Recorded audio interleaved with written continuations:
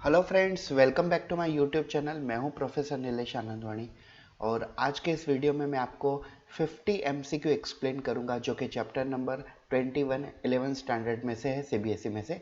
इस चैप्टर का नाम है neural control and coordination. NEET biology में काफ़ी इंपॉर्टेंट रोल प्ले करता है ये वाला चैप्टर। 11 स्टैंडर्ड में जो यूनिट नंबर 5 है, ह्यूमन फिजियोलॉजी, इस ह्यूमन फिजियोलॉजी लेसन में, या तो एनिमल फिजियोलॉजी आप कह लो, इस यूनिट में ये जो चैप्टर है 21, ये काफ़ी इंपॉर्टेंट रोल प्ले करता है। तो अगर आपको बायो में 360 में से 360 स्कोर करना है तो ये वीडियो आप लोगों के लिए काफ़ी इंपॉर्टेंट होने वाली है। यस, मैं 101% आपको कहता हूँ कि ये वीडियो काफ़ी इंपॉर्टेंट होने वाली है। तो चलिए मैं वन बाय वन आपको एमसीक्यू से एक्सप्लेन करता हूँ। लेकिन इस चीज़ में एक चीज़ याद रखिए, इस चैप्टर में इस वीडियो के दौरान मैं आपको वन बाय वन क्वेश्चन पूछूंगा। जैसे एक क्वेश्चन आता है आपके सामने तो एक क्लॉक स्टार्ट हो जाएगी, और ये क्लॉक कब स्टार्ट होगी? जब मैं वो क्वेश्चन को पूरी तरह से पढ़ लूंगा, और क्वेश्चन पढ़ने के बाद उसके चारों ऑप्शन पढ़ लूंगा, उसके बाद ये क्लॉक स्टार्ट हो जाएगी और 30 सेकंड के बाद ये क्लॉक बंद हो जाएगी।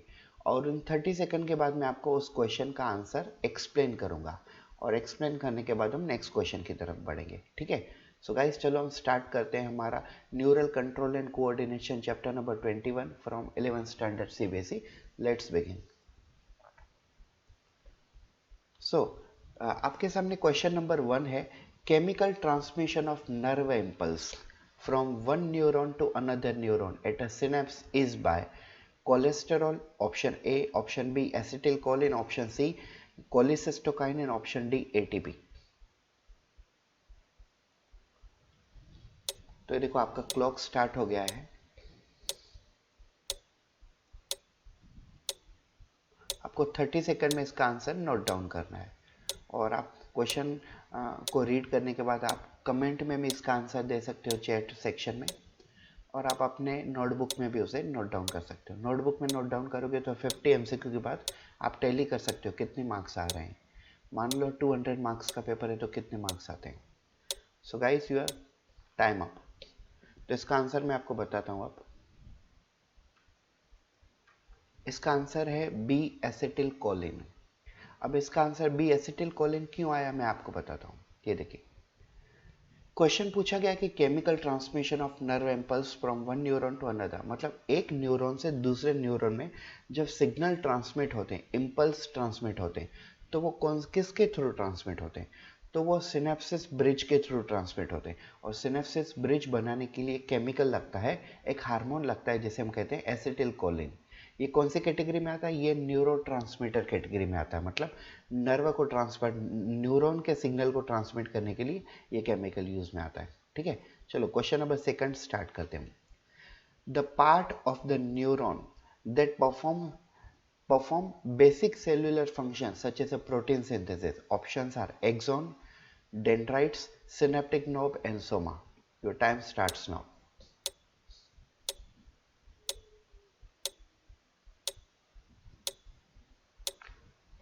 हम डायरेक्टली जीरो से भी स्टार्ट कर सकते हैं। चलो कम ऑन गाइस। क्वेश्चन ये पूछा गया है कि न्यूरॉन के अंदर प्रोटीन सिंथेसिस कहाँ पे होता है। सिंपल लॉजिकली ये क्वेश्चन है। तो आपको ये पता होना चाहिए कि प्रोटीन सिंथेसिस करने के लिए न्यूरॉन के अंदर नील्स ग्रेन्यूल्स कहाँ पाए जाते हैं। कम on guys, time up. So guys, protein synthesis neuron के अंदर कहाँ होता है? सोमा के अंदर होता है। अब ये देखिए, इसका आंसर है डी, सोमा। सोमा मतलब न्यूरॉन का जो साइटोप्लाज्म होता है उसे हम कहते हैं साइटोन, और ये जो साइटोप्लाज्म है इसी के अंदर प्रोटीन सिंथेसिस प्रोसेस भी होती है, क्योंकि साइटोप्लाज्म के अंदर नील्स ग्रेन्यूल्स नाम के छोटे छोटे ग्रेन्यूल्स होते हैं, और ये प्रोटीन सिंथेसिस में काफ़ी इंपॉर्टेंट रोल प्ले करते हैं। चलो नेक्स्ट क्वेश्चन बढ़ते हैं हम। Nerve impulses are initiated by nerve fibers on when the membrane shall become more permeable to. Option A adrenaline, option B phosphorus, option C sodium ion, option D potassium ion. So your time starts now.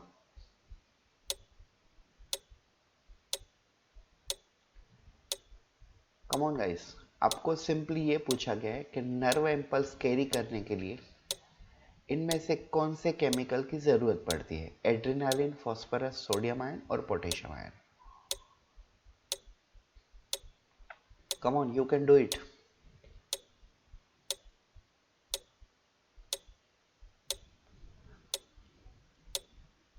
So guys, it's time up.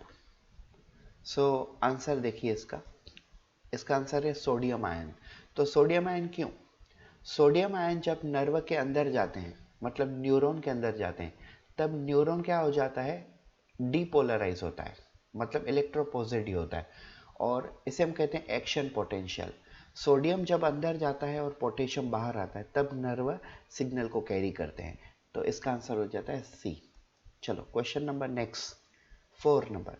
Conduction of nerve impulse is, option A faster in non myelinated fibers, option B faster in myelinated fibers, option C no difference in the rate of conduction in myelinated and non myelinated fiber, option D none of above. Time starts now.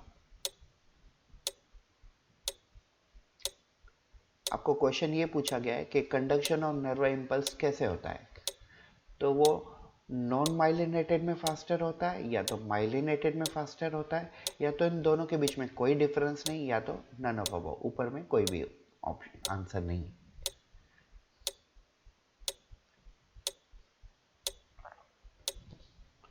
So guys, your time up now. आपको लगता होगा कि sir सिर्फ 30 second दे रहे हैं, लेकिन एक याद रखिए, मैं आपको क्वेश्चन समझाने के बाद उनके ऑप्शंस को रीड करने के बाद आपको 30 सेकंड दे रहा हूँ। So I think so that's enough time, because question पढ़ने के लिए आपको ऑलमोस्ट क्वेश्चन को पूरा प्रॉपर पढ़ने के लिए, उनके ऑप्शंस को पढ़ने के लिए आपको ऑलमोस्ट 20 सेकंड, 15 टू 20 सेकंड, और मैं भी 20 सेकंड से ज़्यादा भी इतना टाइम लग ही जाता है। और आंसर निकालने के लिए अगर आप 30 सेकंड यूज़ करते हो तो ऑलमोस्ट 1 मिनट लग जाता है आपको एक क्वेश्चन को अटेम्प्ट करने के लिए। और ऐसे ही आपको नीट एग्जाम में 90 मिनट मिलते हैं बायोलॉजी के 90 क्वेश्चन अटेम्प्ट करने के लिए। सो मैं जो टाइमिंग से चल रहा हूँ, आई थिंक सो परफेक्ट टाइमिंग से चल रहा हूँ। सो गाइस, इसका आंसर हो जाता है B, faster in myelinated fibres. अब ये क्या होता है?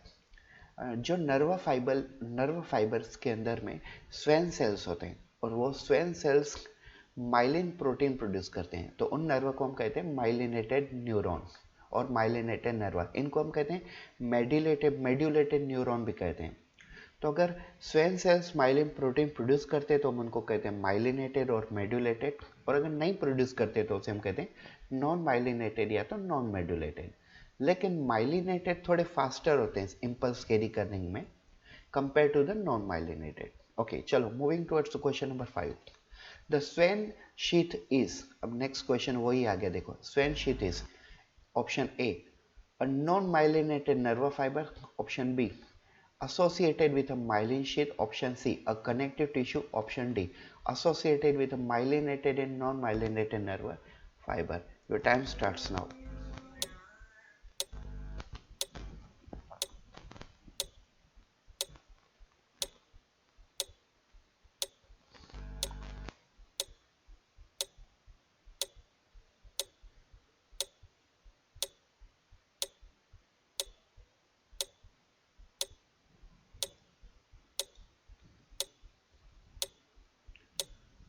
Come on guys, fast.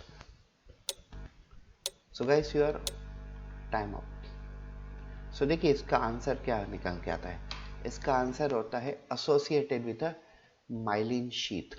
अब ये जो स्वेन सेल्स होते हैं, मैंने आपको पिछले क्वेश्चन में ही बताया, स्वेन सेल्स जो होते हैं वो माइलिन शीथ के अंदर होते हैं, और ये जो स्वेन सेल्स होते हैं वो माइलिन प्रोटीन प्रोड्यूस करते भी हैं, नहीं भी करते हैं। अगर प्रोड्यूस करते हैं तो वो माइलिनेटेड न्यूरॉन हो जाती है, नहीं करते तो नॉन माइलिनेटेड न्यूरॉन हो जाती है। तो स्वेन सेल्स माइलिन प्रोटीन से एसोसिएटेड है। चलो next question, question number 6। Repolarization of neuron occur due to actually होगा, repolarization of neuron occur due to, option A influx of sodium ion, option B influx of potassium ion, option C influx of efflux of sodium ion, option D efflux of potassium ion. So your time starts now.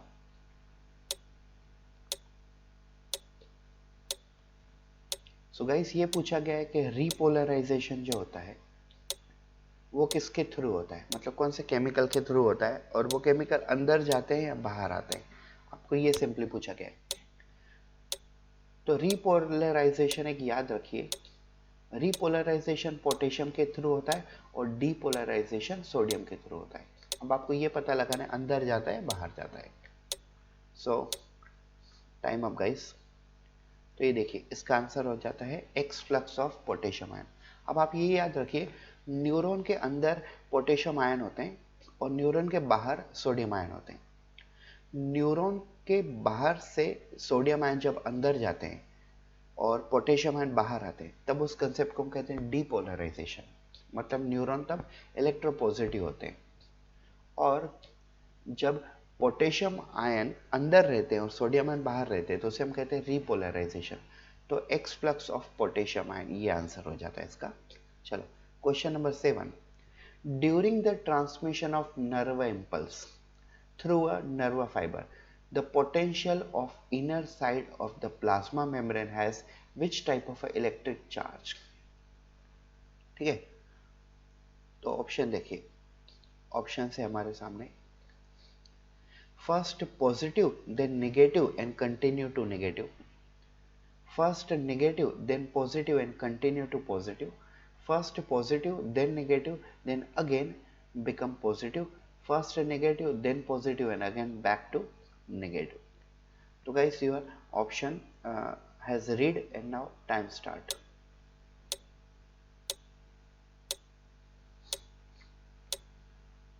आपको basically ये पता लगाना है कि जब neuron action potential में जाते हैं तब पहले सिचुएशन क्या होती है, या इलेक्ट्रो पॉजिटिव होते हैं या नेगेटिव होते हैं, उसके बाद सिचुएशन क्या होती है और फाइनली क्या होता है। क्वेश्चन थोड़ा ट्रिकी टाइप है, समझना थोड़ा मुश्किल है।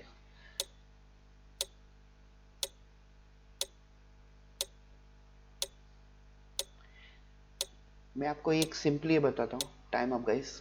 मैं आपको सिंपली एक बताता हूँ, जब आप एग्जाम में जाओगे तो ऐसे क्वेश्चंस को थोड़ा ज़्यादा टाइम लीजिए। अगर कोई क्वेश्चन छोटा है तो आप उनको कम टाइम ले सकते हो, लेकिन क्वेश्चन की क्वालिटी देखिए। अगर आपको जल्दी से समझ में आ जाए तो आप उसे 30 सेकंड में भी सोल्व कर सकते हो, 15 सेकंड में भी कर सकते हो रीड करने के बाद। लेकिन अगर क्वेश्चन ऐसा थोड़ा बड़ा है तो आप देखिए। तो देखो, जब हम रेस्टिंग पोटेंशियल में होते हैं तब सबसे पहले जो होता है वो नेगेटिव होता है, और जब हम एक्शन पोटेंशियल में जाते हैं मतलब रिसेप्टर को टच करते हैं तो सिग्नल ऊपर जाता है, तब वो पॉजिटिव हो जाता है, और उसके बाद फिर से वो रेस्टिंग पोटेंशियल में जाता है, means again back to negative. तो आंसर डी हो जाता है इसका। Okay, question number 8, which of the following is not a part of hind brain? Options are A medulla oblongata, option B thalamus, option C cerebellum, option D pons. Actually it's a pons only. Your time starts now.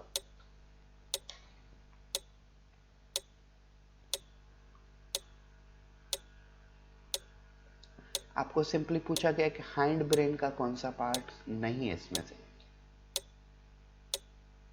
ये तो एकदम काफी simple सा question है। ऐसे question को आप कम समय में भी सोल्व कर सकते हो, ऑलमोस्ट 10 सेकंड में भी सोल्व कर सकते हो। So guys, your time up now. तो ये देखिए, ब्रेन जो होता है, ब्रेन के 3 पार्ट्स होते हैं, फोर ब्रेन, मिड ब्रेन और हाइंड ब्रेन। फोर ब्रेन में 3 पार्ट्स आते हैं, olfactory lobe, cerebrum and diencephalon.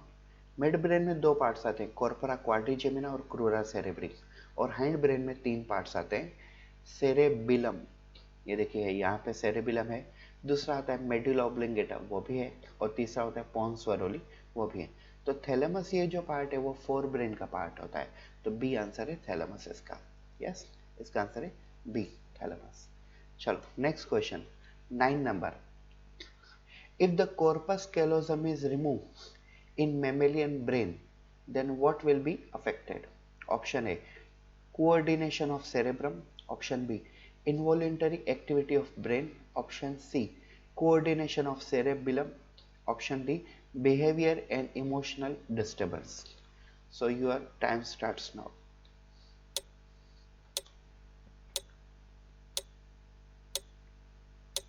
Guys, आपको ये पूछा गया है कि मैमेलियन ब्रेन में, मतलब समझ लो ह्यूमन ब्रेन में कॉर्पस कैलोजम को अगर रिमूव कर दिया जाए तो कौन सा ऑर्गन अफेक्टेड होगा या तो कौन सी सिस्टम अफेक्ट होगी?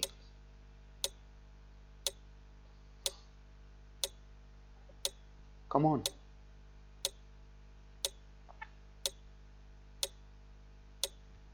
सो गाइस योर टाइम। आपको ऐसे क्वेश्चंस के आंसर निकालने के लिए न्यूरल कंट्रोल एंड कोऑर्डिनेशन, ये जो लेसन है पूरा आपको अच्छी तरह से समझा होना चाहिए।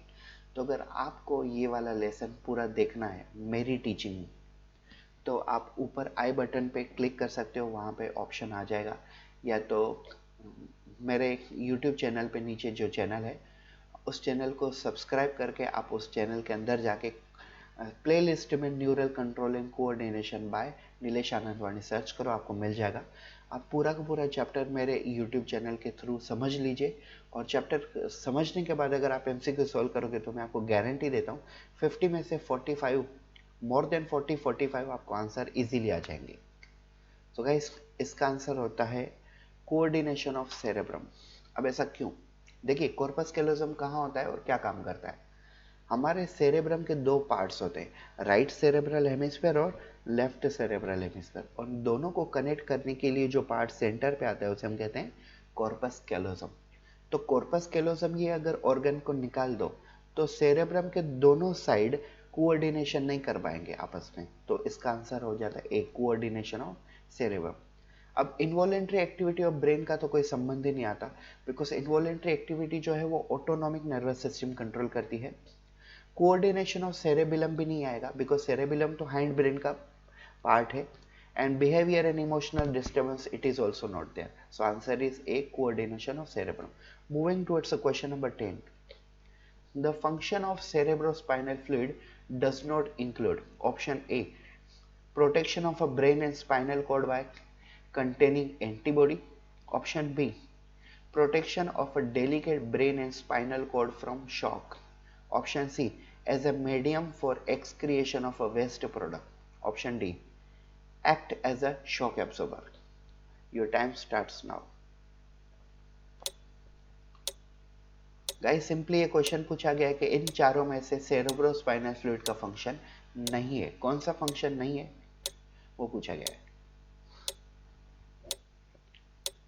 आप क्वेश्चन की डिमांड समझिए पहले कि क्वेश्चन हमसे चाहता क्या है, क्वेश्चन हमसे उम्मीद क्या करता है, उसके बाद हम उसे आंसर इजीली निकाल सकते हैं। क्वेश्चन पूछा गया है हिमाचल प्रदेश पीएमटी 2016 में, पहले स्टेट वाइज सीट पीएमटी होती थी, तो ऐसा। Okay guys your time up now. तो गाइस इसका आंसर क्या निकल के आ जाता है? इसका आंसर निकल के आ जाता है ए। ऐसा क्यों? ये देखिए, protection of a brain and spinal cord, यहां तक तो ठीक था। बाय कंटेनिंग एंटीबॉडी, तो एंटीबॉडी का ब्रेन से कोई रिलेशन नहीं है, और एंटीबॉडी कभी भी सेरेब्रोस्पाइनल फ्लूइड में नहीं होगी, तो इसका आंसर आ जाता है A, protection of delicate brain and spinal cord from shock. ये सही है, सेरेब्रोस्पाइनल फ्लूइड शॉक एब्जॉर्ब भी करता है, डेलिकेट ऑर्गन को प्रोटेक्ट भी करता है, as a medium for excretion of waste product. Yes, brain के अंदर जो वेस्ट प्रोडक्ट होगा यूरिया वगैरह, उससे निकालने के लिए भी काम में आएगा।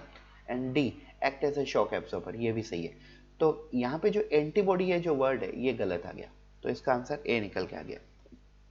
Question number 11, which one of the following forms the cerebrospinal fluid?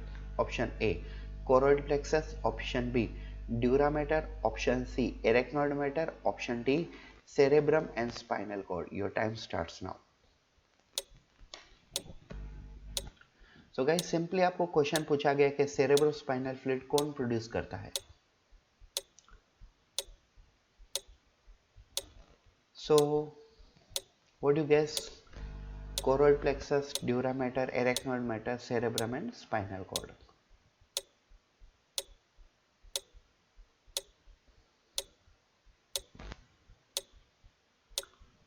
So guys your time up.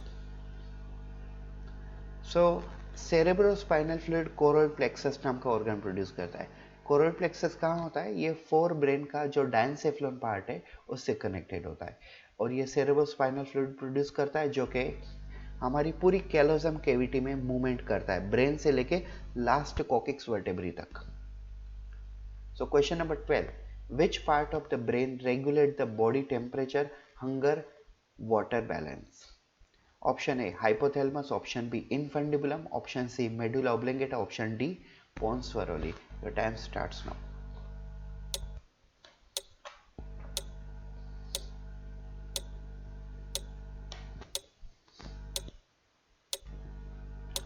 Come on guys.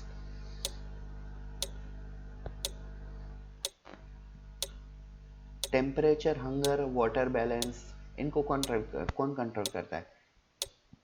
मैं आपको और एक क्लू देता हूँ, इसका फंक्शन स्नीजिंग को कंट्रोल करना भी होता है, वॉमिटिंग कंट्रोल करना भी होता है. Your time up. So guys, इसका आंसर हो जाता है ए, हाइपोथैलेमस. हाइपोथैलेमस बॉडी को भी कंट्रोल, बॉडी टेम्परेचर को भी कंट्रोल करता है. हंगरनेस मतलब भूख लगना, वो भी हाइपोथैलेमस में पता लगता है. वॉमिटिंग भी वहीं कंट्रोल होती है, वाटर बैलेंस भी वहीं कंट्रोल होता है, स्नीजिंग भी वही कंट्रोल करता है और रेस्पिरेशन भी वही कंट्रोल करता है. ये हाइपोथैलेमस का फंक्शन होता है. Question number 13.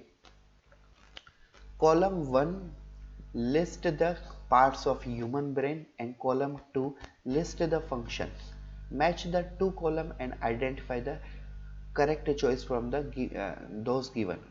Yes, options are, column 1 में ऑप्शन है cerebrum, cerebellum, hypothalamus, mid brain, और ऑप्शन कॉलम सेकंड में ऑप्शन है control the pituitary, control the vision and hearing, control the rate of heart beat, seat of intelligence and maintain body temperature. Guys, इसके लिए मैं आपको 45 second देता हूं.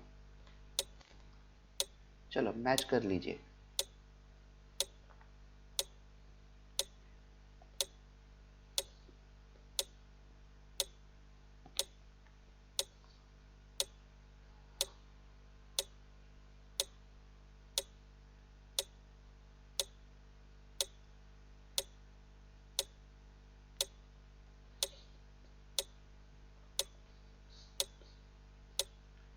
Guys, आपको एक दो मैच तो प्रॉपरली होना चाहिए. देखिए, सेरेब्रम जो है उसका काम होता है इंटेलिजेंस का, ठीक है, इंटेलिजेंस का. और सेरेबिलम का काम होता है बॉडी को बैलेंस करना, मूवमेंट को बैलेंस करना, तो बॉडी पोस्चर. आपको ये टाइम अप तो हो गया है. अब आप यहाँ देखिए, सेरेब्रम कहाँ मैच होना चाहिए? सेरेब्रम फोर्थ पे मैच होना चाहिए. तो ए का फोर्थ पे, देखो ए का फोर्थ पे बी पे है और डी पे है. उसके बाद सेरेबिलम, इसका फंक्शन होता है मेंटेन बॉडी पोस्चर, मतलब बॉडी को बैलेंस करके रखना, उनकी मूवमेंट को बैलेंस करना. मतलब बी का फिफ्थ पे होना चाहिए. तो देखो यहाँ पे भी बी का फिफ्थ पे है, यहाँ पे भी बी का फिफ्थ पे, मतलब बी और डी में ऑप्शन है. फिर हाइपोथैलेमस, हमने पिछले वाले क्वेश्चन में ही देखा, हाइपोथैलेमस का काम होता है, यस, क्या काम होता है? हाइपोथैलेमस के बहुत सारे काम होता है, जैसे टेम्परेचर कंट्रोल करना, वॉमिटिंग, रेस्पिरेशन, ब्रीदिंग कंट्रोल करना. और यहाँ पे जो हाइपोथैलेमस का फंक्शन दिया हुआ है वो है कंट्रोल पिट्यूटरी. तो पिट्यूटरी ग्लैंड जो होती है, जो कि हम चैप्टर नंबर 22 में पढ़ते हैं, तो वहाँ पे पिट्यूटरी ग्लैंड एक्चुअली ब्रेन में लोकेटेड होती है और हाइपोथैलेमस से कनेक्टेड होती है वाया इनफंडिबुलर स्टेम. तो सी का जो है वो फर्स्ट के साथ मैच होना चाहिए. तो यहाँ पे देखिए बी में सी का जो है वो सेकंड के साथ बता रहे हैं. Hypothalamus control vision and hearing, तो ये रॉन्ग है. कंट्रोल विजन एंड हियरिंग का काम होता है मिड ब्रेन का, जो कि पार्ट है कॉर्पोरा क्वाड्रिजेमिना. तो सी का फर्स्ट के साथ होना चाहिए. तो सी का फर्स्ट यहाँ पे ए में, डी में है देखिए. और डी में मिड ब्रेन का फंक्शन क्या दिया हुआ है? Control vision and hearing. तो गाइस, इसका आंसर निकल के आ जाता है डी. इस प्रकार से आप स्मार्टली क्वेश्चंस को सोल्व कर सकते हो अच्छी तरह से, काफी. चलो question number 14. The correct sequence of meninges of brain from outside to inside is. Options are dura mater, arachnoid matter, pia mater. Option B arachnoid matter, dura mater, pia mater. Option C pia mater, dura mater, arachnoid matter. Option D dura mater, pia mater, arachnoid matter. So your time starts now. आपको 30 second मिलेंगे इस question के लिए. अब आप सोच रहे कि सर ये तो तीनों के तीनों ऑप्शन सेम ही है. तो गाइस, एमबीबीएस की जो नीट एग्जाम है वो 16 लाख स्टूडेंट देते हैं, और उनमें से कुछ गिने चुने कैंडिडेट का ऑलमोस्ट 50,000 कैंडिडेट का नंबर लगता है. तो वो कैंडिडेट वो होते हैं जो जेन्युइनली डॉक्टर होते हैं, ठीक है. तो उन लोगों को इसका आंसर पता होता है. कैसे पता होता है? तो मैं आपको समझाता हूँ. देखिए, टाइम अप हो गया. आपको मैटर जो है तीनों के तीनों मेनिंजेस ही है, लेकिन आपको आउटसाइड टू इनसाइड देखना है। तो सबसे बाहर का जो मैटर होता है वो होता है ड्यूरा मैटर, उसके बाद होता है एरेक्नोइड मैटर, और उसके बाद होता है पाया मैटर। तो आंसर है ए इसका। गाइस ये जो एल है यहाँ पे वो फोटोशॉप में कोई गलती हो गई होगी, इस एल का कोई मतलब नहीं है, कोई कंफ्यूज मत होइएगा। चलो question number 15, which of the following organ system jointly coordinate and integrate all the activity of the body organ? Option A, neural system and sensory system. Option B, digestive system and respiratory system. Option C, neural system and endocrine system. Option D, circulatory system and respiratory system. Your time starts now. Guys अगर मैं आपको clue दूं, hint दूं, तो ये देख लिए, हमारी बॉडी में कोई भी एक्टिविटी को कंट्रोल करने के लिए सबसे इंपॉर्टेंट सिस्टम जो होती है वो होती है न्यूरल सिस्टम। तो जहाँ पे न्यूरल सिस्टम नहीं है वो हटा दीजिए, यहाँ पे है, यहाँ पे बी तो ऑप्शन गया, सर्कुलेटरी एंड रेस्पिरेटरी डी भी गया। तो देखिए ए और सी में दोनों में से कुछ ऑप्शन होगा। अब ए और सी में से कौन सा ऑप्शन है? Neural system and sensory, neural system and endocrine. तो आप काफी कंफ्यूज हो गए यहाँ पे। तो देखिए इसका आंसर निकल के आ जाता है C, neural system and endocrine system. ऐसा क्यों? न्यूरल सिस्टम हमारे ब्रेन वाली सिस्टम होती है और एंडोक्राइन सिस्टम वो वाली सिस्टम होती है जो पिट्यूटरी ग्लैंड और हार्मोन से कनेक्टेड होती है। हम हमारी बॉडी में कोई भी एक्टिविटी करें, हमें हार्मोन की ज़रूरत पड़ती है बेसिकली। तो न्यूरल सिस्टम और एंडोक्राइन सिस्टम ये मिला के कोऑर्डिनेटली काम करते हैं, तब जाके कोई भी हमारी बॉडी की एक्टिविटी को हम इंटीग्रेट कर सकते हैं, कंट्रोल कर सकते हैं। सो गाइस ये है हमारा क्वेश्चन 15। चलो क्वेश्चन नंबर 16 की तरफ हम आगे बढ़ते हैं। Find out the correct statement, हमें करेक्ट स्टेटमेंट ढूंढना है। तो देखिए option A, the PNS is the site of information processing and control. Option B, all the nerves of the body associated with a PNS comprises CNS. Option C, the automatic neural system relay impulses from CNS to the involuntary organ of the body. Option D, the CNS is divided into two divisions called sympathetic neural system and parasympathetic neural system. Come on, your time starts now, guys.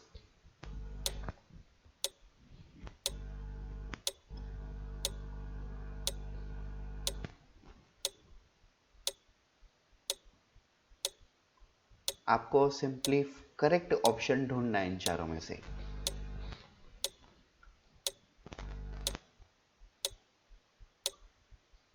Correct option भी ढूंढना है और correct statement भी ढूंढना है। Statement correct ढूंढोगे तो सही answer निकल के आ ही जाएगा। Okay guys, your time up.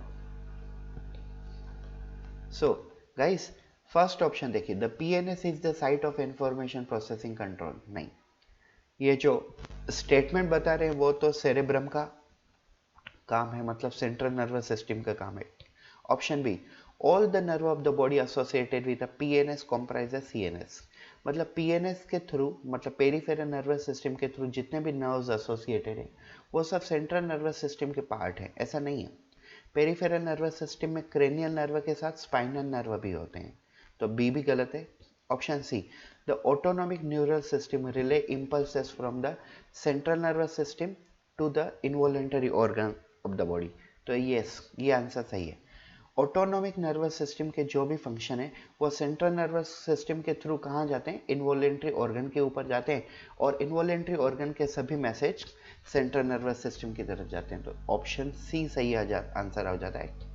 और डी में क्या कहते हैं सुनिए, the central nervous system is divided into two division, sympathetic and parasympathetic. No, sympathetic and parasympathetic ये तो ऑटोनॉमिक नर्वस सिस्टम के टाइप हैं। तो आंसर सी आ जाता है। Question number 17. The order of three layer of a cells in the retina from inside to outside. मतलब अंदर से अगर हम बाहर की तरफ जाएं तो रेटिना के अंदर कौन से सेल्स होते हैं? Bipolar cell, ganglion cell, photoreceptor cell. Photoreceptor cell, ganglion cell, bipolar cell, ganglion cells, bipolar cell, photoreceptor cell, photoreceptor cell, bipolar cell, ganglion cell. Guys your time starts now.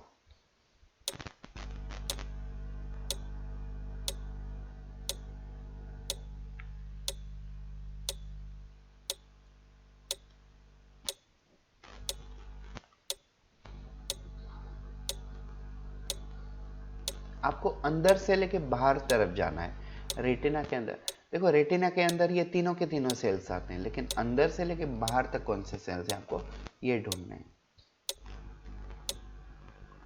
एक याद रखिए guys, time up. एक याद रखिए हमेशा,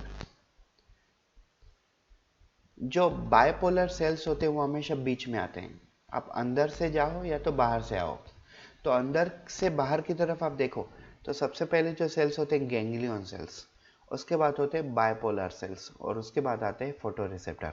और जब आप बाहर से लेके अंदर की तरफ आते हो तो सबसे पहले आते हैं फोटो रिसेप्टर, फिर बायपोलर और उसके बाद गैंग्लियन सेल। तो हमारा आंसर है C. Question number 18, Corti is located. Option A, above the basilar membrane, above scala, below steps, and none of this. Your time starts now.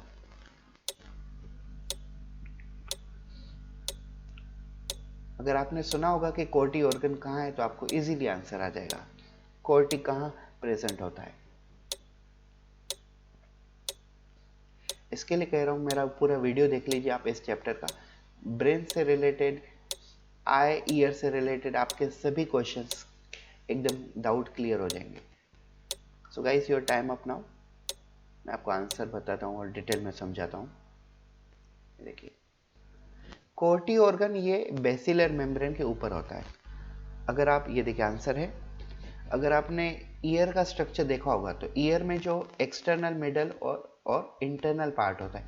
Internal part जो होता है वो होता है लेब्रिंथ, और लेब्रिंथ दो पार्ट से कनेक्टेड होता है, कोचली रेसनर और बेसिलर मेम्ब्रेन। तो बेसिलर मेम्ब्रेन के ऊपर एक ऑर्गन होता है जिसे हम कहते हैं कोर्टी, और कोर्टी सेमी सर्कुलर कैनल और ओटोलिथ ऑर्गन से कनेक्टेड होता है। Question number 19. Space of a scala is filled by option A CSF, B pericardial fluid, C cerebral fluid, option D endolymph. And your time starts now.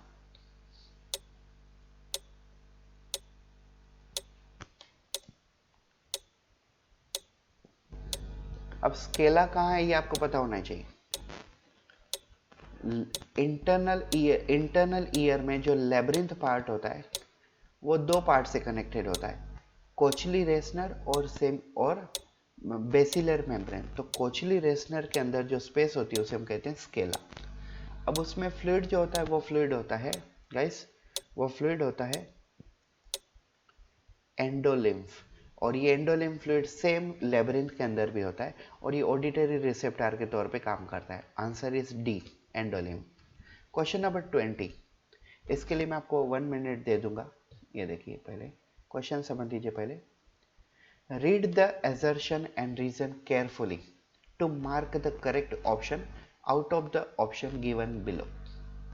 आप properly assertion reason को पढ़ लीजिए और उसके बाद उसका आंसर निकालिए। assertion, olfactory organ of a brain, olfactory organ of the brain are totally involved in sense of olfaction but it cannot act as a Broca's area function. मैं आपको अभी सिर्फ क्वेश्चन रीड करके बता रहा हूँ, बाद में समझाऊंगा। Reason, because olfactory lobe has olfactory tract and olfactory bulb, both involved in sense of a smell by limbic system, and Broca's areas are responsible for sense of a touch and vibration. Guys, इसके लिए मैं आपको 1 minute देता हूँ। Properly assertion पढ़िए और उसका reason भी पढ़िए। रीजन देखो आपको दो टुकड़ों में दिया हुआ है, यहाँ से लेके यहाँ तक एक पार्ट है और दूसरा पार्ट ब्रोकास एरिया से स्टार्ट होता है।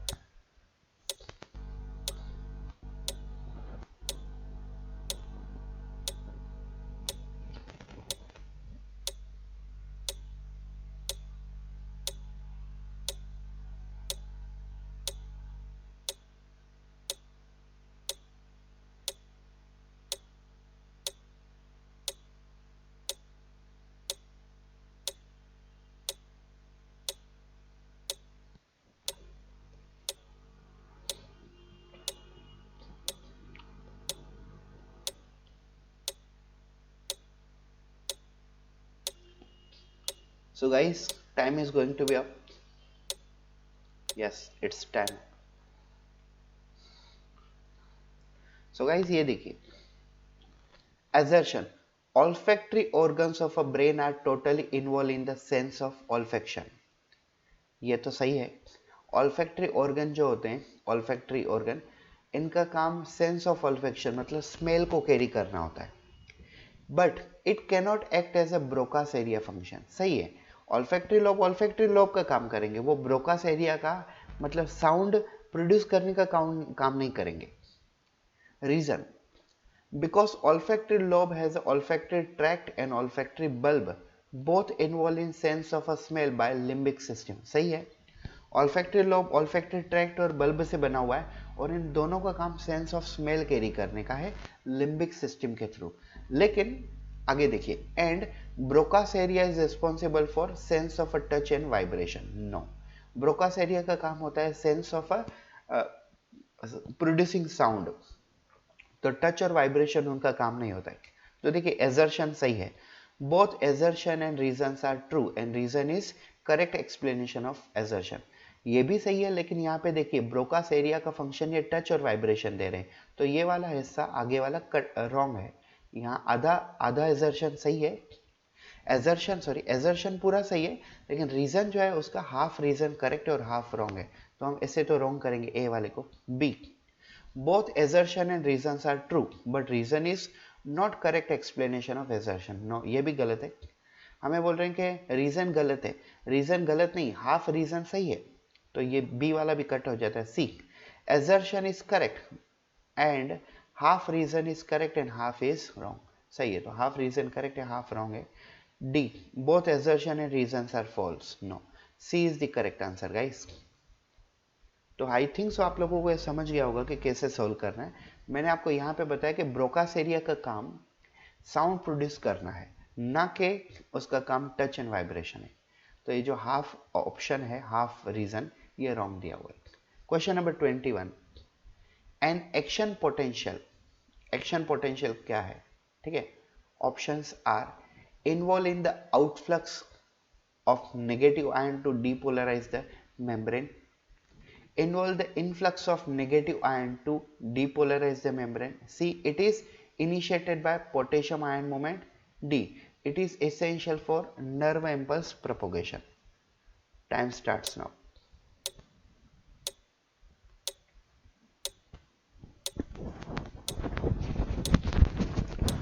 अब आप में से जिन्होंने ये अगर लेक्चर सुने होंगे तो आप लोग इस एक चीज में कंफ्यूज हो सकते हो. वो चीज ऐसी है कि आप लोगों को मोस्ट प्रोबेबली लगेगा it is initiated by potassium ion movement, मतलब पोटेशियम आयन के मूवमेंट थ्रू होता है, लेकिन ऐसा जरूरी नहीं है. पोटेशियम आयन का movement, time up guys, potassium ion का मूवमेंट जरूरी है, लेकिन यहाँ पे जो पूछा गया एक्शन पोटेंशियल कैसे होगा. सो it is essential for nerve impulse propagation. Nerve impulse को कैरी आउट करने के लिए, मैसेज को रिसेप्टर ऑर्गन से ब्रेन तक लेके जाने के लिए ये काफी जरूरी होता है. So it is essential for nerve impulse propagation. D answer इसका. Question number 22, the iris is very important component of human eye. The main function of iris. Option A, bend the light before it reaches to the lens. Option B, contain a concentrated amount of a cone cell in the correct orientation. Option C, provide structural support to the eye. Option D, its main visible portion of eye. Your time starts now.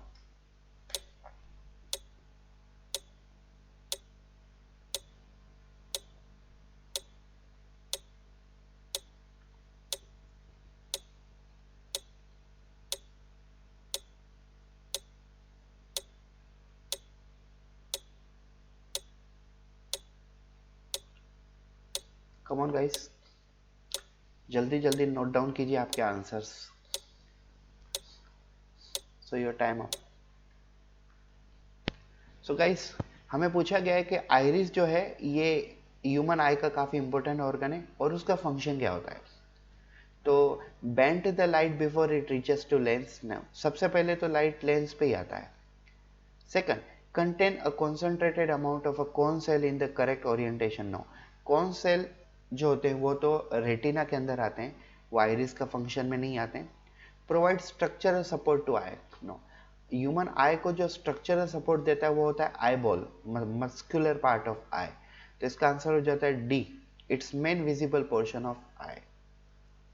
Okay, question number 23, which brain structure which brain structure autonomic function pairing is incorrect. मतलब autonomic function से इनमें से कौन सा organ wrong है। Option A ANS autonomic nervous system control heart beat. Option B corpus callosum blood pressure. Option C medulla oblongata. Option respiration. Option D thalamus. So guys your time starts now.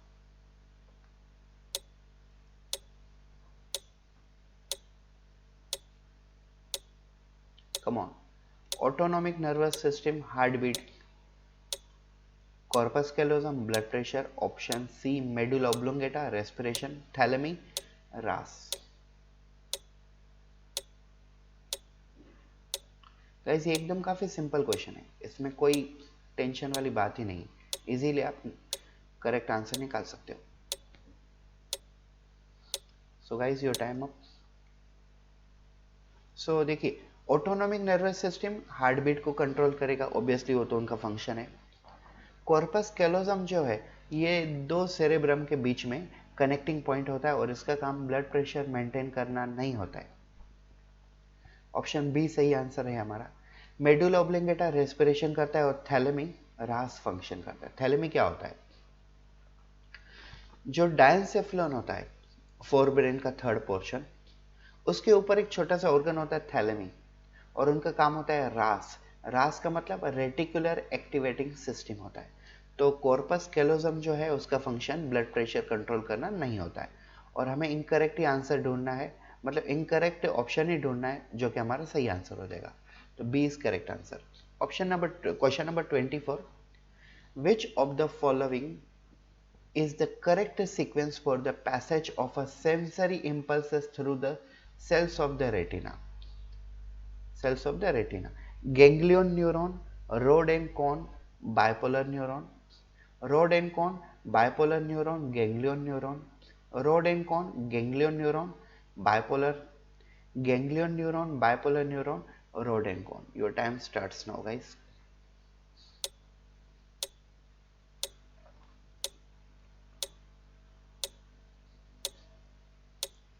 आप हमेशा याद रखिए कि sensory impulse में सबसे पहले जो आते हैं वो हमेशा फोटो रिसेप्टर सेल्स आते हैं।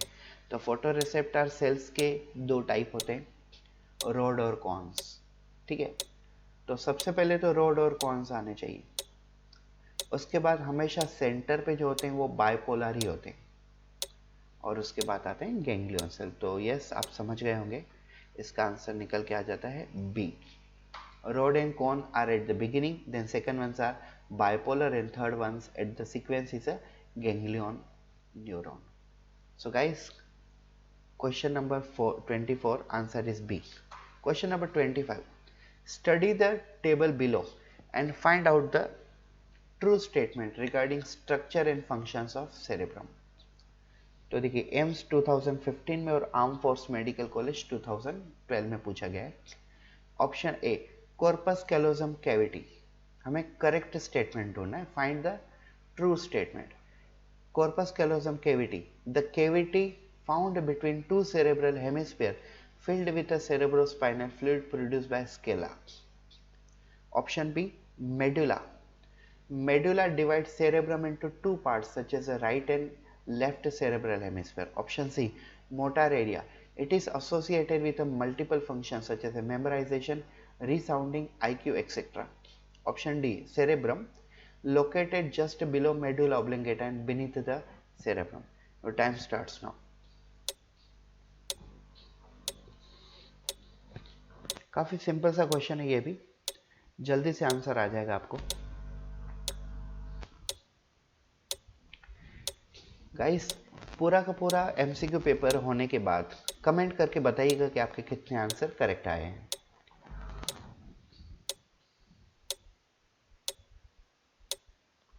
So guys, your timing is going to be up. Time up. तो गाइस, इसका सही आंसर हो जाता है C motor area. It is associated to multiple functions such as a memorization, resounding, IQ level, etc. अब ये देखिए cerebrum, it is located just below medulla oblongata beneath cerebrum. Cerebrum सबसे बड़ा पार्ट होता है सेरेब्रम का, ब्रेन का, तो वो मेडुला ऑब्लिंगेटा के नीचे कैसे होगा, और how it will be beneath to the cerebrum as cerebrum is the largest portion. So guys answer is C. ये देखो डार्क हो गया तो ये सी आंसर है। ये देखिए ये सिंपल सा कलर में और ये डार्क हो गया, मतलब ये C answer. Question number 26। Sally has a brain injury. She knows that what she wants to say but can't vocalize the words. The part of brain that is damaged in Sally causing and lead to the suffering from the problem is option A central sulcus, option B primary motor area, R actually area है वो, option C Broca's area and option D sulci. Guys your time starts now. Option फिर से एक बार हिंदी में समझ लीजिए। सेली नाम की एक लड़की है, उसे पता है कि क्या बोलना है, लेकिन उसके लैरिंग्स में से साउंड प्रोड्यूस नहीं हो रहा है। तो ऐसा कौन सा ब्रेन का पार्ट है जो सेली के अंदर डैमेज हो गया है, जिसके कारण उसके आवाज नहीं आ रही? तो आपको क्या आंसर होगा? तो गाइस टाइम अप हो गया है। तो देखिए आपको पता है कि साउंड प्रोड्यूस करने वाला जो पार्ट होता है वो होता है ब्रोकास एरिया। तो सेली के अंदर जो ब्रोकास एरिया है वो डैमेज हो गया होगा। अब कौन से रीजन के थ्रू वो सेली को पता, सेली के मम्मी पापा को पता, वो हमें नहीं पता है। ठीक है, हमें क्वेश्चन में सेली नाम की एक लड़की बताइए बस। तो ये जो सेली है उसके अंदर उसके ब्रेन में ब्रोकास एरिया डैमेज हो गया, इसके लिए उसके अंदर से आवाज नहीं आ रही। उसे पता है बोलना क्या है लेकिन उसे आवाज नहीं आ रही। तो ये होता है ब्रोकास एरिया। ठीक है, तो नेक्स्ट क्वेश्चन। गाइस अगर आप हमारे चैनल पर नए हैं तो प्लीज़ चैनल को सब्सक्राइब कर लीजिए। मैं ऐसे ही काफ़ी बेहतरीन एमसीक्यू वाले वीडियोस और मेरी टीचिंग के वीडियो लेके आता हूँ ताकि आपके नीट की प्रिपरेशन अच्छी हो। और लाइफ साइंस में जो सब्जेक्ट आते हैं botany, zoology, microbiology, biotechnology, biochemistry, इन सभी से रिलेटेड मेरे वीडियोज़ रहते हैं। Okay, question number 27।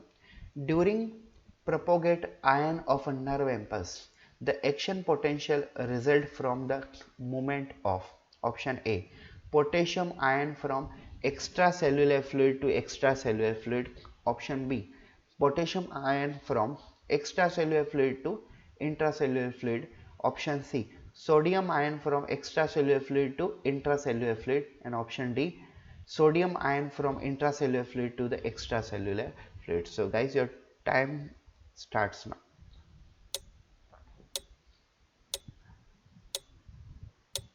आप ये देखिए एक्शन पोटेंशियल करना है आपको। एक्शन पोटेंशियल करना है तो कौन से आयन अंदर जाने चाहिए और कौन से आयन अंदर से बाहर आने चाहिए, आपको ये ध्यान में रखना है।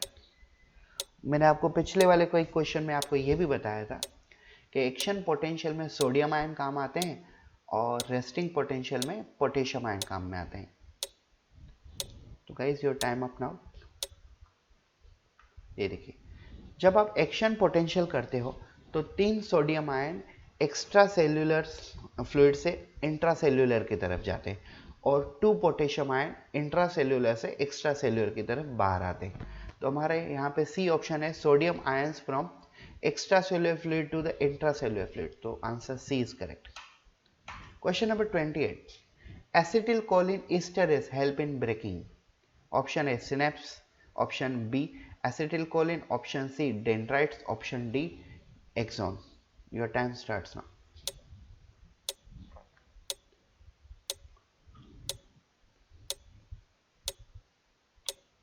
Acetylcholine esterase help in breaking. Acetylcholine esterase ये जो एंजाइम है वो किस चीज को ब्रेक करती है ये पूछा गया है। Synapse, acetylcholine, dendrites, axon. Come on guys. So your time up. Acetylcholine ये जो एंजाइम है, अब आप ये देखो दो न्यूरॉन जब आपस में डेंड्राइट फाइबर के थ्रू कनेक्ट होते हैं तो उसे हम कहते हैं सिनेप्स, और उसे ब्रेक करने के लिए एंजाइम जो लगती है एसिटिलकोलिन एस्टरेज। लेकिन इस प्रोसेस को हम कहते हैं सिनेप्स, लेकिन वहां पे जो सिनेप्स बनाने के लिए, जो ब्रिज बनाने के लिए जो केमिकल लगता है वो होता है एसिटिल कोलिन। ये एक प्रकार का हार्मोन, इसे हम न्यूरोट्रांसमीटर कैटेगरी में रखते हैं। तो बी आंसर सही हो जाएगा इसका। Yes. Question number 29, the correct route of a reflex arc is option A effector, brain, motor fiber, sensory fiber and receptor. Option B receptor, sensory fiber, brain and motor fiber. Option C receptor, sensory fiber, brain, motor fiber and effectors. Option D sensory fiber, brain, motor fiber, receptor and effector. Your time starts now.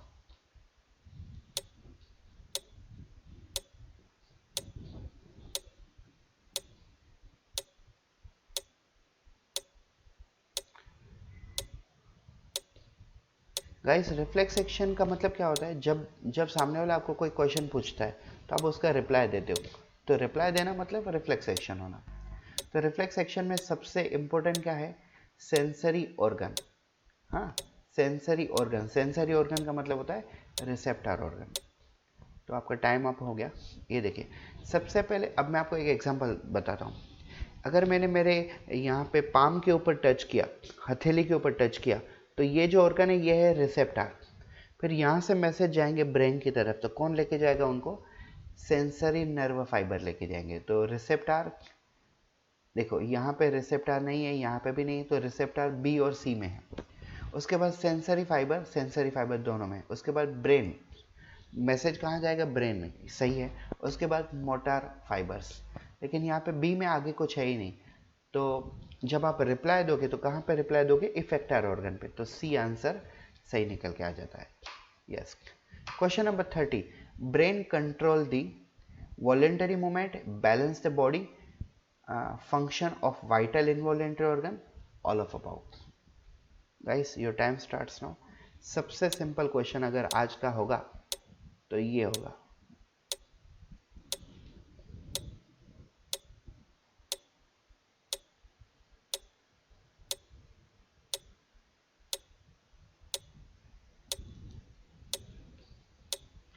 Come on guys, brain controls what?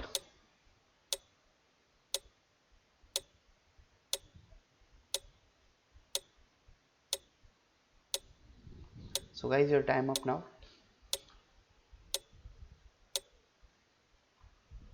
तो brain क्या control करता है? Brain इनमें से सभी activity को control करता है, ऑल ऑफ अबाउट। ब्रेन हमारी वॉलेंटरी एक्टिविटी को कंट्रोल करता है, मतलब जो हमारी एक्टिविटी हमारी खुद की इच्छा से हम करते हैं। फॉर एग्जांपल, मैं अभी हाथों को ऐसे ऊपर उठा रहा हूँ, नीचे कर रहा हूँ, तो ये मेरी खुद की इच्छा है, इसे हम कहेंगे voluntary activity. Balance the body, body की मूवमेंट को बैलेंस करना, तो ये सेरेबिलम का काम है, लेकिन सेरेबिलम भी तो ब्रेन का ही पार्ट है। और option C, function of a vital involuntary organ, तो ये भी है। वाइटल इनवॉलेंटरी ऑर्गन जो है, जैसे लाइक ह्यूमन हार्ट, वो ऑटोनॉमिक नर्वस सिस्टम कंट्रोल करता है, लेकिन वो भी ब्रेन का ही पार्ट सिस्टम है। तो इसका आंसर हो जाता है D, all of about. Question number 31, melatonin recently reported hormone are secreted by option A thymus, B thyroid, C pineal, pineal gland means, and option D adrenal gland. Thymus gland, thyroid gland, pineal gland, adrenal gland. So your time starts now.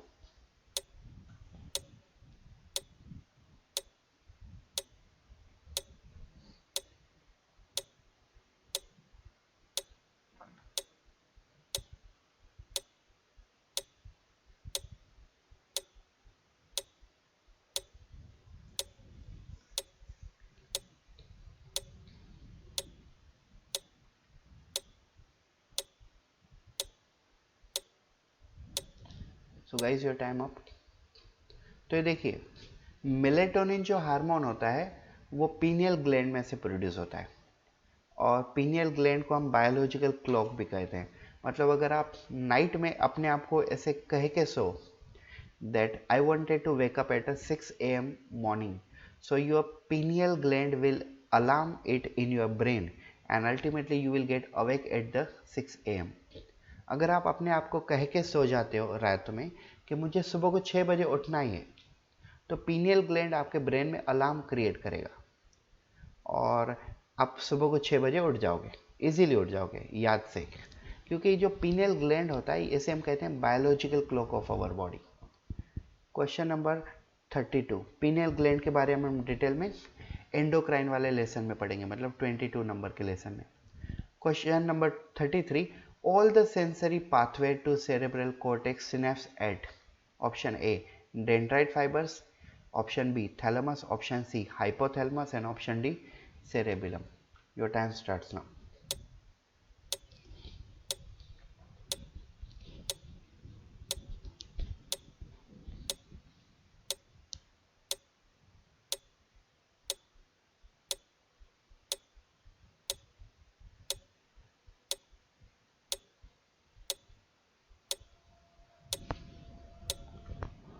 Come on guys, question hard नहीं है इतना। So guys, your time up now. So ये देखिए, ये जो question है हमें पूछा गया all the sensory pathways to the cerebral cortex synapse at the, तो सेरेब्रल कॉर्टेक्स में सभी के सभी जो पाथवे वो कहाँ मैच होते हैं, कहाँ जॉइंट होते हैं, तो इसका आंसर होता है डेंड्राइट फाइबर। क्योंकि हम जो सिनेप्सिस प्रोसेस जो करते हैं, सिनेप्सिस प्रोसेस, वो सिनेप्सिस प्रोसेस भी डेंड्राइट फाइबर के ऊपर होती है। और डेंड्राइट फाइबर कहाँ होते हैं, न्यूरॉन के अंदर जो साइटोप्लाज्म होता है, सोमा होता है, उसमें डेंड्रॉन होते हैं, और डेंड्राइट में से जो फाइबर्स निकलते हैं उनसे डेंड्राइट फाइबर या तो डेंड्रिटिक फाइबर्स कहते हैं। Option A 32, answer A. 33 number question, nerve cell do not possess, option A neurolemma, option B dendrite, option C sarcolemma, option D axon fibre. Come on, your time starts now. Nervous cell में क्या नहीं पाया जाता है इसमें से?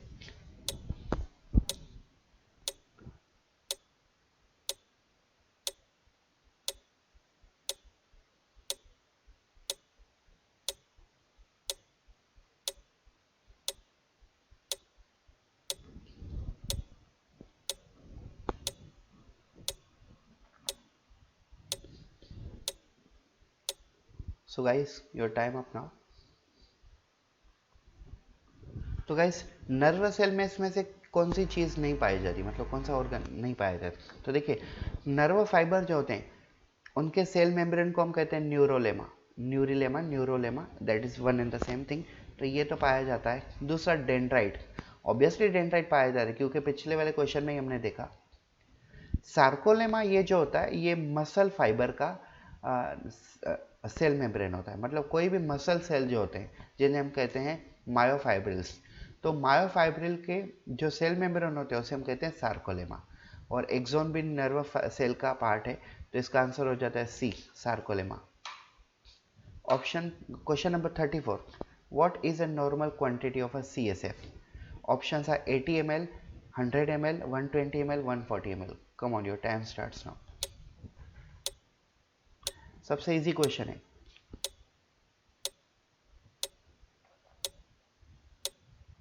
लेकिन easy question को सोल्व करने के लिए भी आपको उसकी थियरी पता होनी चाहिए। तो थियरी आपको तब पता होगी जब आप प्रॉपरली CBSE पढ़ोगे या तो कहीं से वीडियो देखोगे।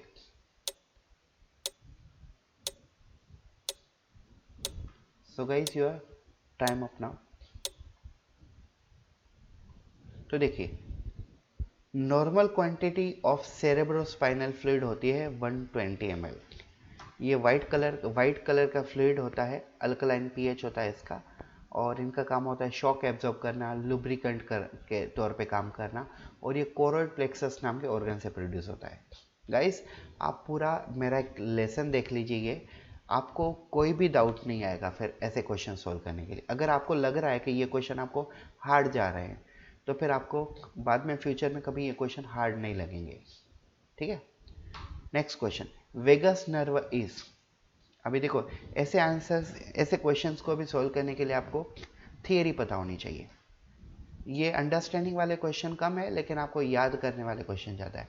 सो option A spinal nerve, option B 10th cranial nerve, option C sympathetic nerve, option D parasympathetic nerve। Your time starts now.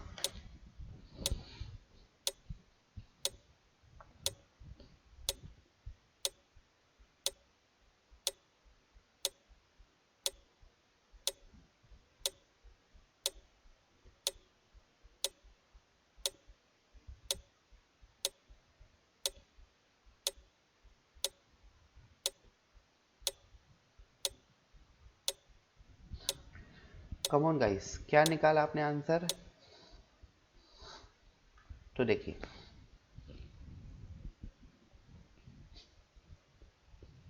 इस वाले क्वेश्चन का आंसर हो जाता है बी, 10th क्रेनियल नर्व। तो हमारे ब्रेन में 12 क्रेनियल नर्व के पेयर हैं और 31 स्पाइनल नर्व के पेयर हैं। तो ये जो वेगस नर्व है ये हमारे ब्रेन से निकल के हार्ट की तरफ जाती है और इसका नंबर होता है CN10, means cranial nerve number 10। Question number 36, choose the type of a nervous system and type of a muscle supplying to visceral organ. Option A, sympathetic nervous system voluntary. Option B, sympathetic nervous system involuntary. Option C, parasympathetic nervous system involuntary. Option D, both sympathetic and parasympathetic nervous system involuntary. Your time starts now, guys.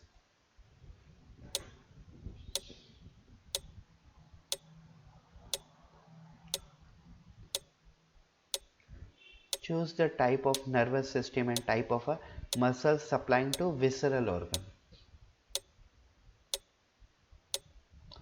आपको ये पता होना चाहिए कि visceral organ voluntary organ वाले होते हैं या तो इनवॉलेंटरी होते हैं। अगर आपको पता ये है विसरल ऑर्गन के बारे में तो आंसर एकदम इजी है आपके साथ लिए। तो गाइस टाइम अप हो गया। ये देखिए, सिंपैथेटिक नर्वस सिस्टम कभी भी वॉलेंटरी ऑर्गन के लिए नहीं होती है। वॉलेंटरी ऑर्गन मतलब वो वाले ऑर्गन जो हमारी ब्रेन के कंट्रोल पे चलते हैं, जैसे मैं अभी हाथ ऊपर कर रहा हूँ, नीचे कर रहा हूँ, मैं बोल रहा हूँ, यह सब वॉलेंटरी एक्टिविटी है। तो sympathetic nervous system voluntary activity को कंट्रोल नहीं करता है। Sympathetic nervous system involuntary activity को कंट्रोल करता है, पैरासिम्पैथेटिक इनवॉलेंटरी को एक्टिवेट करता है। तो मतलब इसका आंसर डी आ जाता है, both sympathetic and parasympathetic nervous system to involuntary organ. So answer D is correct. Question number 37.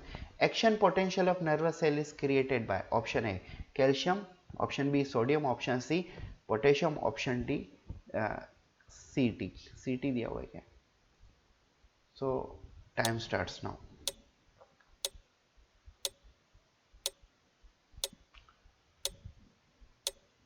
तो गाइस इसका आंसर मैं पहले भी आपको दे चुका हूं। एक्शन पोटेंशियल किससे जनरेट होता है और रेस्टिंग पोटेंशियल किससे जनरेट होता है? कैल्शियम आयन जो होते हैं वो एक्टिन और मायोसिन प्रोटीन के लिए यूज में होते हैं। Your time up now. So guys इसका आंसर हो जाता है सोडियम। एक्शन पोटेंशियल सोडियम के थ्रू होता है और रेस्टिंग पोटेंशियल पोटेशियम के थ्रू होता है। जब 3 सोडियम आयन अंदर जाते हैं न्यूरॉन के और 2 पोटेशियम आयन बाहर आते हैं तब होता है एक्शन पोटेंशियल। और जब सोडियम आयन बाहर ही रहते हैं और पोटेशियम आयन अंदर ही रहते हैं तब होता है resting potential. Question number 38, major part of a human brain is formed bye.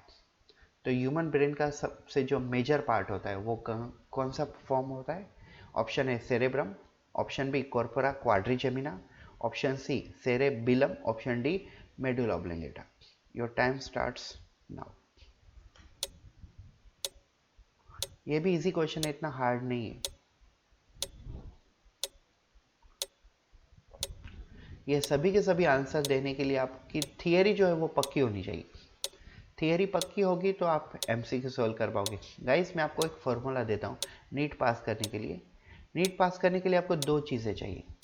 एक चीज़ चाहिए आपकी स्टडी थियरी अच्छी हो, वो भले आप यूट्यूब के थ्रू करो, किसी मेंटोर के थ्रू करो। Time up guys. अब यूट्यूब के थ्रू करो, किसी मेंटोर के थ्रू करो। अगर आप मुझे अपना मेंटोर मानते हो तो मैं तो डेली आपके लिए ऐसी मेहनत लेके आता ही हूँ। तो गाइस इसका आंसर जो होता है ये होता है ए। मेजर एरिया जो है ब्रेन का वो है cerebrum. Cerebrum is the largest portion of our brain, around 83%, divided into right and left cerebral hemisphere और divided into frontal, occipital, parietal and temporal lobe. तो इसका आंसर हो जाता है A. Question number 39, node of Ranvier occur over option A muscle, option B right auricle, option C dendrite, option D axon. So your time starts now.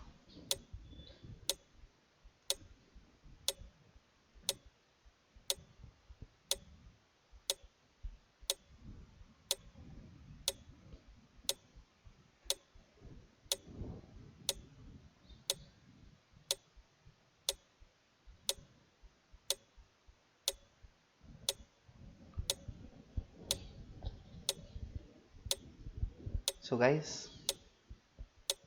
it's time up.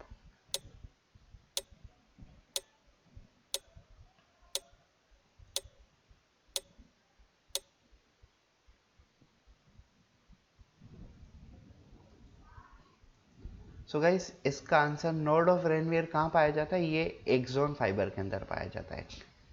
अब आप देखो neuron का अगर आपने structure देखा होगा तो neuron में step wise node of Ranvier arrange होते हैं। जैसे हाईवे पे कैसे स्पीड ब्रेकर होते हैं, वैसे ही न्यूरॉन के अंदर नोड ऑफ रेनवियर होते हैं और इनका काम साल्टेटरी कंडक्शन का होता है। Question number 40, a polarised neuron is one that is option A conducting stimulus, option B having action potential, option C at resting potential, D none of above. Your time starts now.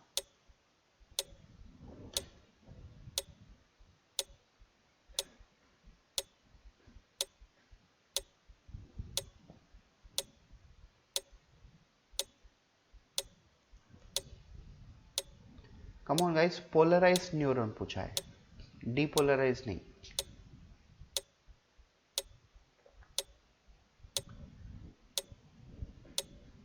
तो time समाप्त हो जाता है आपका यहाँ पे, time up.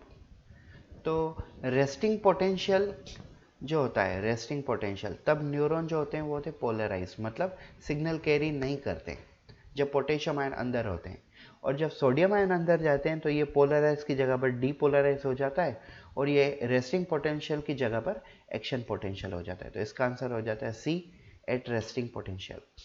Question number 41, at a resting stage nervous cell has option A low potassium outside and high sodium inside, option B high potassium inside and high sodium outside, option C high potassium inside and low sodium outside, option D high potassium outside and low sodium inside. Your time starts now.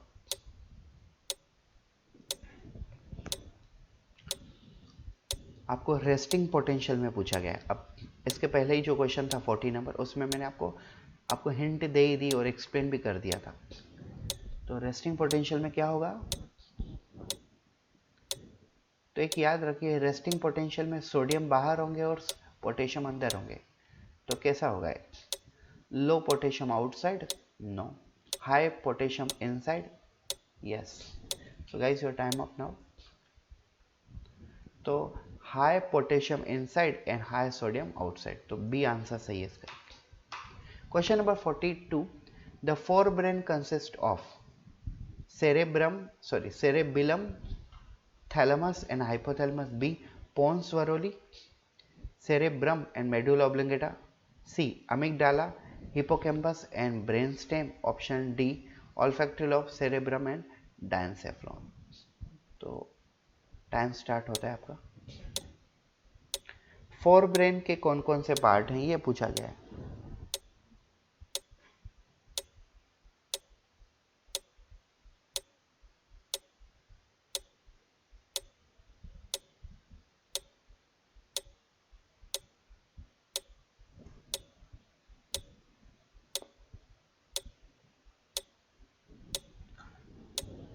So guys, your time is going to up, so it's a time up. तो guys, fore brain के जो part होते हैं उसमें आता है olfactory lobe, cerebrum, diencephalon. अब यहाँ पे देखिए सेरेबिलम तो पार्ट आएगा ही नहीं उसका, तो इसका आंसर होता है D. Question number 43, reflex action, withdrawal of a hand from the heat source controlled by, option A sympathetic nervous system, option B spinal cord, option C autonomic nervous system and option D peripheral nervous system. Your time starts now.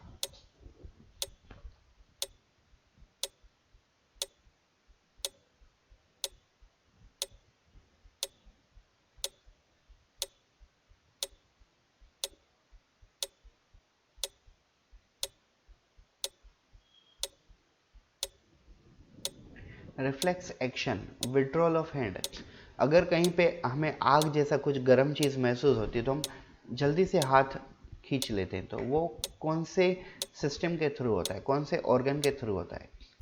Guys, ये time up है आपका। तो इसका answer निकल के आ जाता है बी, स्पाइनल कॉर्ड। ये जो भी रिफ्लेक्स सेक्शन होते हैं वो स्पाइनल कॉर्ड के थ्रू ही होते हैं। Option question number 44, H shape grey matter is found in option A spinal cord, B cerebrum, option C cerebellum, option D medulla. Your time starts now. अब आप यहाँ पे सोचोगे कि ग्रे मैटर, तो ग्रे मैटर सेरेब्रम सेरेबिलम में भी पाया जाता है, लेकिन आपको ये पूछा कि एच शेप भी होना चाहिए और ग्रे मैटर भी होना चाहिए। तो आप गेस कर सकते हो, आप मैंने इतना डिटेल में बता ही दिया।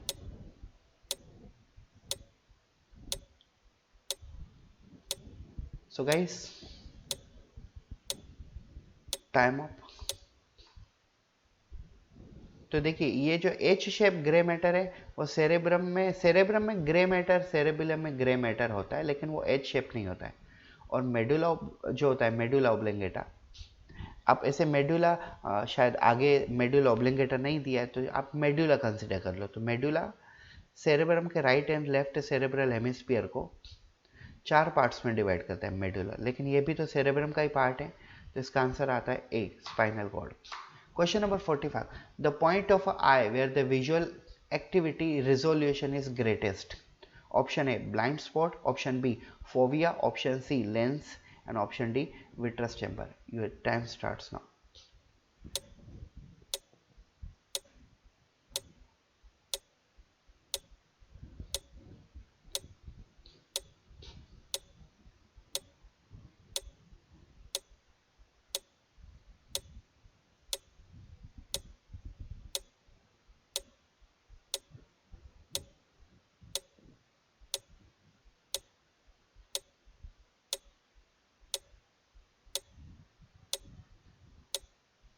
So guys, thank you. आपका टाइम हो जाता है यहाँ पे ख़त्म। तो चलो अब इसका आंसर बताने का टाइम हो गया है।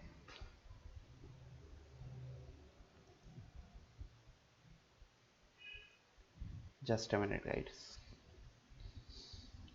तो देखिए, the point of eye where the visual activity resolution is greatest. तो ह्यूमन आई का ऐसा कौन सा पॉइंट है जहाँ पे विजुअल एक्टिविटी सबसे ज़्यादा है? तो वो ब्लाइंड स्पॉट होता है? नो। ब्लाइंड स्पॉट तो हम जैसे जनरली किसे कहते हैं ब्लाइंड स्पॉट?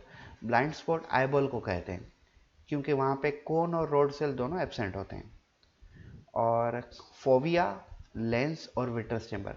विट्रस चेंबर तो लेंस और कॉर्निया के बीच का जो स्पेस होता है उसे हम कहते हैं विट्रस चेंबर, और लेंस तो सबसे फ्रंट वाला पार्ट होता है। तो सबसे रिजोल्यूशन ज़्यादा हो वो पार्ट होता है फोविया। ओके, सो गाइस इसका आंसर होता है बी। थोड़ा क्लॉक में प्रॉब्लम आ रही है, just a second.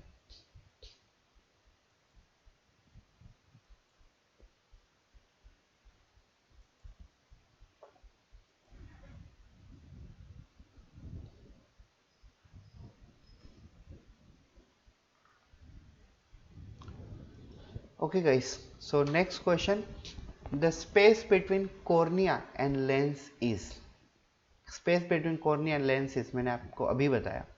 Option A aqueous chamber, option B labyrinth, option C vitreous chamber, option D vestibule. Your time starts now.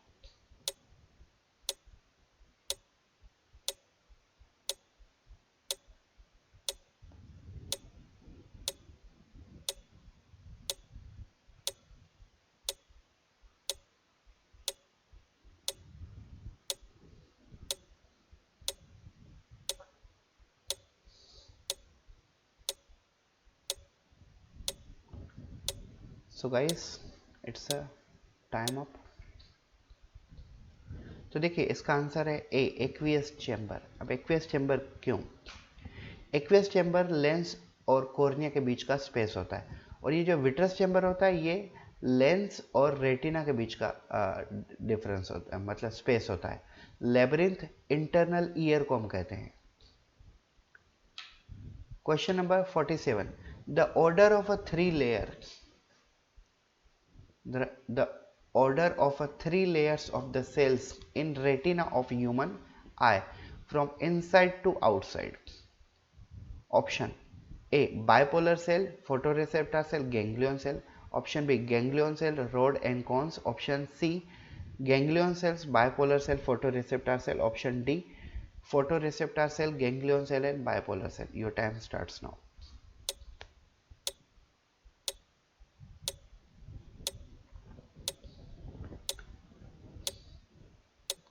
Guys ये इनसाइड टू आउटसाइड है, outside to inside नहीं. इसके जैसा एक क्वेश्चन गया है, हमने पीछे डिस्कस किया हुआ है उसको, लेकिन वो अपोजिट था इसका. उसमें हमें आउटसाइड टू इनसाइड पूछा गया था. एक याद रखिए, बायपोलर हमेशा बीच में ही आते हैं. तो अगर बायपोलर बीच में आते हैं, टाइम अप, बायपोलर अगर बीच में आते हैं तो ए वाला ऑप्शन तो गलत हो जाता है. और बायपोलर देखिए कहाँ पे बीच में है, सिर्फ यहाँ पे ही है. Ganglion cell, bipolar cell, photoreceptor cell. तो हमारा आंसर सी है. Question number 48. The sound vibration are passed through the middle to the oval window on the fluid of the Kochli. The generate where होगा, where generate waves in the lymph induce a ripple in the. Option A basilar membrane. Option B Reissner membrane. Option C tectorial membrane. Option D tympanic membrane. So your time starts now.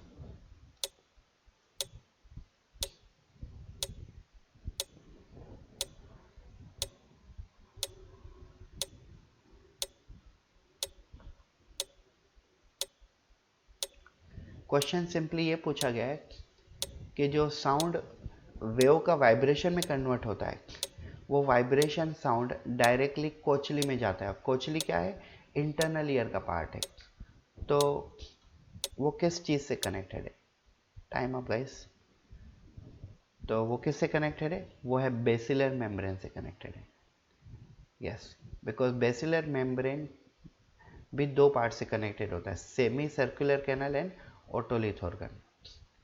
तो guys इस topic को समझने के लिए, इन सभी topic को समझने के लिए आप मेरे वीडियो देखिए. वीडियो में मैंने आपको काफ़ी बेहतरीन तरीके से एक्सप्लेन किया हुआ है. Question number 49.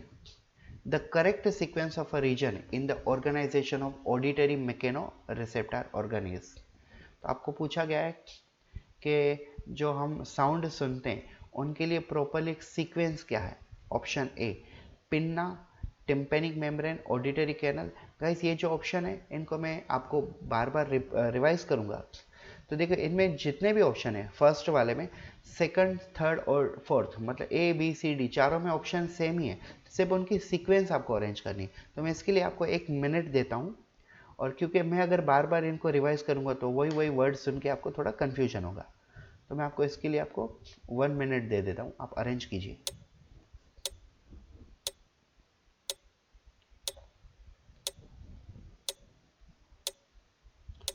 सबसे बाहर जो होता है वो पिन्ना होता है, ये याद रखिए.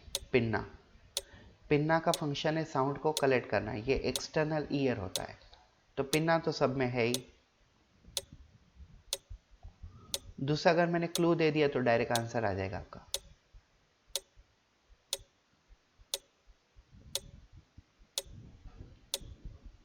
उसके बाद देखिए जो टिम्पेनिक मेम्ब्रेन. तो टिम्पेनिक मेम्ब्रेन एक्चुअली हम मिडल ईयर को कहते हैं. तो पिन्ना से डायरेक्टली, पिन्ना मतलब एक्सटर्नल ईयर, आउटर ईयर, और टिम्पेनिक मेम्ब्रेन ये मिडल ईयर है. तो पिन्ना से डायरेक्टली टिम्पेनिक मेम्ब्रेन की तरफ साउंड जाएगा, लेकिन साउंड को लेके जाने के लिए कोई मीडियम होना चाहिए ना. ठीक है, मैं आपको एक्सप्लेन करता हूँ पूरा. तो गाइस ये टाइम अप है आपका. तो देखिए पिन्ना से साउंड आगे जाएगा, लेकिन directly tympanic membrane middle ear तक नहीं जाएगा. तो पिन्ना से साउंड मेलस इंकस स्टेप्स की तरफ जाएगा? नहीं, मेलस इंकस स्टेप ये तो टिम्पेनिक मेम्ब्रेन के ही पार्ट हैं. तो पिन्ना से साउंड टिम्पेनिक मेम्ब्रेन की तरफ जाएगा थ्रू ऑडिटरी कैनल. और टिम्पेनिक मेम्ब्रेन में मेलस इंकस स्टेप्स होते हैं जो मिडल ईयर के पार्ट हैं, और उसके बाद साउंड जाएगा कोचली में, और कोचली इंटरनल ईयर में, और उसके बाद ऑडिटरी नर्व, और फाइनली कॉर्पोरा क्वाड्रिजेमिना में जाएंगे. तो इसका आंसर हो जाता है C. Last question of the day. Which one is correct difference between rod and cone. Rod and cone के बीच में करेक्ट डिफरेंस क्या है? ओवरऑल फंक्शन यहाँ पे दिया हुआ है, रोड सेल्स दिए हैं, कॉन सेल्स दिए हुए हैं। Vision, vision in poor light, rod cells के बारे में दिया हुआ है vision in poor light, cone cells के बारे में colour vision and bright light. Option B distribution, more concentrated in centre of retina, evenly distributed all over retina. Visual activity high in rod cell, low in cone cell. Visual pigment indopsin in rod cell and rhodopsin in cone cell.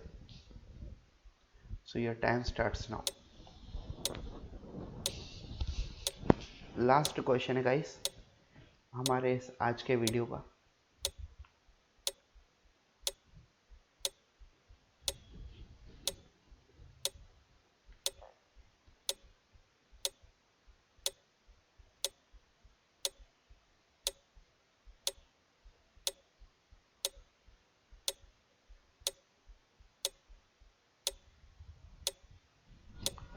So guys your time up.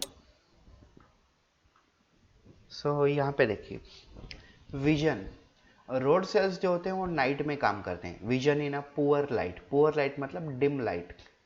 जब evening हो जाती है तो light की जो intensity होती है, quality हो जाती है, वो कम हो जाती है, तो विजन वो पुअर हो जाता है। तो ये वाला सही है। एंड कौन से डे में काम करते हैं? So colour vision and bright light. तो ए आंसर जो है वो सही हो जाता है। तो देखिए, vision in poor light rod cell and colour vision and bright light in cone cell. So guys ये था हमारा जो टॉपिक, इसे हम कहते हैं 50 MCQ। 50 MCQ किससे रिलेटेड है? 50 MCQ neural control and coordination, chapter number 21 from 11th standard CBSE। तो गाइस अगर आपको हमारे ऐसे ही वीडियो चाहिए MCQ से रिलेटेड, टीचिंग से रिलेटेड, तो प्लीज़ हमारे चैनल को सब्सक्राइब कर दीजिए और बेल आइकन दबा दीजिए ताकि हमारी हर नई वीडियो आप तक पहुंचते रहे। और मैं आप लोगों के लिए गुड न्यूज़ लेके आया हूँ कि आने वाले ईयर में मतलब 2022 में YouTube चैनल पे एक वीडियो आएगी, जो वीडियो बायोलॉजी में सबसे बड़ी वीडियो होगी। न कि बायोलॉजी में, लेकिन YouTube के इतिहास में, YouTube की हिस्ट्री में सबसे बड़ी वीडियो होगी। और वो वीडियो की जो लेंथ होगी ऑलमोस्ट मोर देन 200 आवर्स होगी। 200 घंटे, यस आप सही सुन रहे हो, 200 आवर्स से बड़ी वीडियो होगी और वो वीडियो मेरी होगी। उसमें मैं बायोलॉजी में 10,000 MCQ एक ही वीडियो में एक्सप्लेन करने वाला हूँ। जैसे मैंने यहाँ पे 50 MCQ एक्सप्लेन किए हैं, वैसे मैं 10,000 MCQ एक ही वीडियो में एक्सप्लेन करने वाला हूँ। So thank you so much guys for watching this video. Have a nice day.